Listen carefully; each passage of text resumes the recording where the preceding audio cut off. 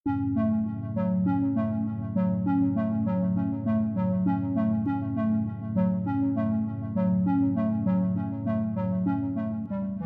ini adalah tahunnya Piala AFF. Dimulai AFF U16 dan akhir tahun ini adalah AFF Senior. Di Piala AFF U16 atau ASEAN Championship kemarin, Indonesia membantai Singapura 3-0. Walaupun timnas junior, tapi mereka adalah masa depan timnas Indonesia dan kemungkinan akan membawa Indonesia ke Piala Dunia 2030. Selain itu, negara ASEAN lainnya, Malaysia hari ini akan menghadapi Timor Leste dan Vietnam menghajar Brunei 15-0. Luar biasa, Indonesia berhasil memenangkan laga melawan Singapura U16. Indonesia berhasil membantai Singapura U16. Di laga kali ini Indonesia bermain cukup baik dan cukup rapi. Walaupun memang beberapa pemain bermain secara egois, namun secara overall Indonesia berhasil menunjukkan kelasnya. Walaupun hanya menang 3-0, tapi secara permainan Indonesia luar biasa. Jaya Indonesia. Timnas Indonesia U16 berhasil membantai Singapura dengan skor 3-0. Secara permainan keseluruhan di babak pertama maupun di babak kedua, Indonesia memang menguasai pertandingan.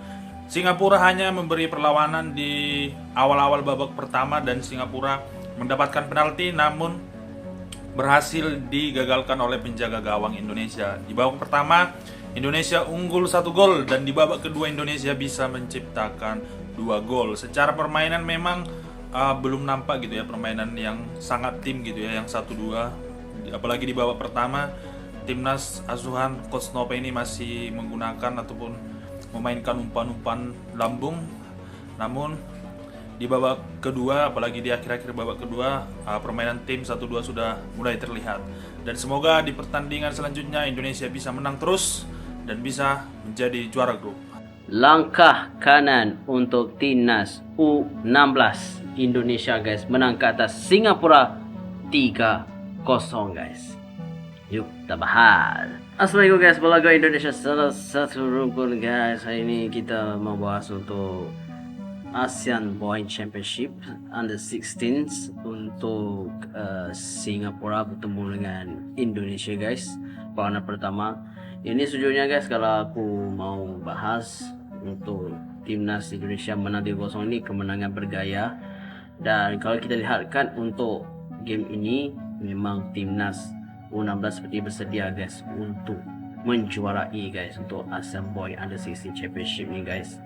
Dan bila aku lihat balik, bagi aku tiada masalah guys kalau ditemukan dari corak serangan bertahan untuk timnas U16 ini ya bagus guys. Tapi kadang-kadang adalah kelemahan sedikit yang perlu mereka perbaiki untuk next game nanti. Okay, gak yakin Indonesia juara. Indonesia kirim pemain dari Liga Indonesia.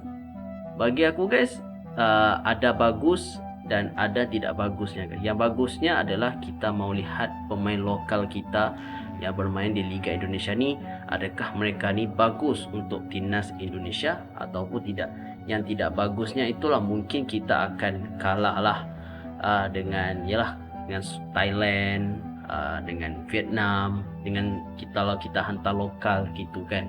Tapi bagi aku guys, kalau ikutkanlah pemain lokal kita pun bagus juga guys, gak ada masalah. Karena kalau lihatkan pemain lokal kita yang Liga 1 Indonesia ni, mungkin ada yang tampil lebih bagus guys. Mungkin kita akan juara guys, bonus. Dan aku yakin guys, Indonesia mampu juara untuk AF Mitsubishi Electric Cup ni. Aku rasa mampu guys Indonesia juara. Dan ya, makasih kerana komen. Tapi guys, sentiasa yakin Indonesia juara guys. Mungkin bonus guys, bonus juara maybe. Juara. Erick Thohir yang merupakan Presiden Persatuan Bola Sepak Indonesia sekarang ni bukan biasa-biasa tau. Dia ni merupakan bekas empunya pasukan Inter Milan dan DC United. Dan sekarang ni pun dia merupakan antara empunya pasukan Oxford University di Liga 1 Inggeris. Tapi yang peliknya, dia ni pegang jawatan Menteri Badan Usaha Milik Indonesia, bukan Menteri Sukan Indonesia tau. Jawatan kabinet macam tak kena. Tapi kenapa benda ni berlaku? Kerana majoriti Persatuan Bola Sepak Wilayah dan Kelab Indonesia Indonesia memilih dia untuk menguruskan bola sepak Indonesia, dan ternyata dalam tempoh beberapa bulan ni dia dah berjaya membawa Indonesia pergi sangat jauh, bahkan meninggalkan pasukan Asia Tenggara lainnya di belakang. Ternyata betapa pentingnya memilih ketua yang betul, yang memang ada hala tuju yang jelas, bukan disebabkan kroni semata-mata. Saya yakin bola sepak Indonesia semakin baik kerana pengurusannya yang mantap. Faiz, 100% Faiz, aku setuju dengan kau. Segala selagi masalah di peringkat akar itu tidak diselesaikan, tak payah borak mendalam tentang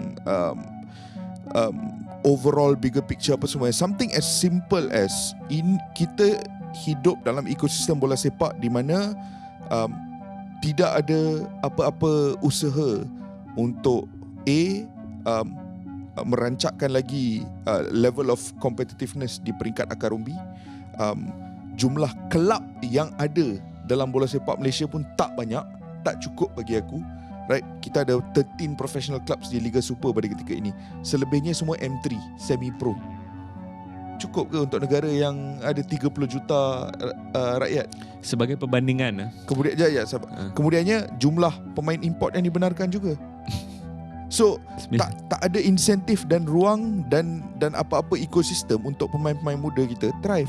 So itu di peringkat akar, dan kemudiannya naik ke peringkat pasukan pula. Coaches pun tak masuk akal. Kita punya sistem permainan di atas padang pun tak masuk akal. Cara kita ambil serius kejohanan ini pun tak masuk akal. Ramai yang kata, oh tengoklah Indonesia pun tak ada lower league, tak ada youth development yang sedap. Diorang pun ada masalah yang sama seperti Malaysia. Setuju, memang Indonesia ada masalah kaumi. Masalah tersebut tak diselesaikan. Tapi while benda tu tak diselesaikan, at least mereka ada some other strategy untuk tetap kekal kompetitif. A mitigation strategy. Kita kalau akar umbi tu tak selesa, akar umbi tu tak settle, tak solid, tak diselesaikan lagi, bila kita nak masuk tournament ni pun sekurang-kurangnya kena ada some form of solution. Kalau solution tu pun tak ada, Jangka pendek dan jangka panjang. jangka pendek, jangka pandang, dua-dua kita tak ada apa, then what's the point? Saya untuk tim saya ni, kita orang maybe tak serasi sangat, tapi kita orang kenal each other, kita ada bonding yang kuat. So prepare untuk tim ni, kita orang training hard, coach push kita orang, suruh dia push lah, training hard semua. Kita orang bagi komitmen semua untuk layak bulan 10 atau qualifier ataupun AFF ni.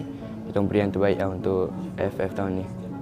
Tim semua dapat buat yang terbaik sebab persiapan semua dah mantap, dah baik semua kan.